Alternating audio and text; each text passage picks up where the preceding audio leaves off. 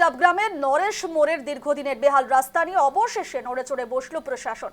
দীর্ঘ ৩ বছর ধরে বেহাল অবস্থায় রয়েছে শিলিগুড়ির নরেশ মোড়ের এই গুরুত্বপূর্ণ রাস্তা।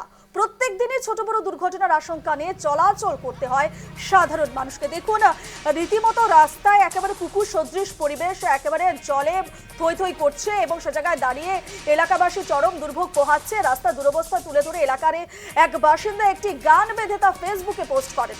সেই পোস্ট নজরে আসতে শুক্রবার এলাকায় পৌঁছে যান পর্যটন মন্ত্রী শঙ্কর ঘোষ। তার সঙ্গে ছিলেন ডাবগ্রাম 2 গ্রাম পঞ্চায়েতের প্রধান মিতালি মালাকার। পরিদর্শনের সময় রাস্তার পাশাপাশি ড্রেনেজ সমস্যা এবং এলাকা জুড়ে জমে থাকা আবর্জনার বিষয়েও বাসিন্দাদের অভিযোগ শোনেন মন্ত্রী।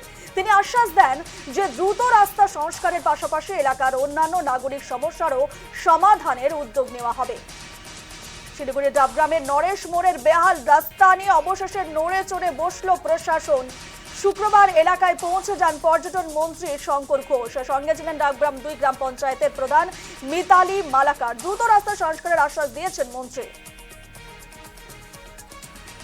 2-3টে রাস্তা স্পেসিফিক আমরা আমাদের এনবিডিটি মিনিস্টার নিশীথ প্রামাণিক মহাশয়ের কাছে আবেদন করেছিলাম। তিনি কথা দিয়েছেন এগুলো দেখা হবে, কিন্তু বর্ষার সময় রাস্তা তৈরি করা মানে ওটাও জলে দিয়ে দেওয়া, ফলে একটা বিকল্প ব্যবস্থা, ট্রাফিক, পুলিশ ইত্যাদি সবটা মিলিয়ে একটা চেষ্টা করা হবে।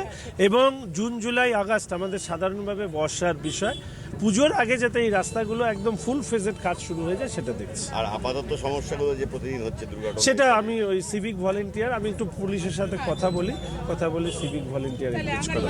যে রাস্তাটা রয়েছে জলপাই মোড়ে রামঘাট হয়ে সেই রাস্তাটা বেহাল দশা। না, ওটাও আমি বলেছি। এই দুটো কাজ আমার প্রায়োরিটি লিস্টের মধ্যে আছে।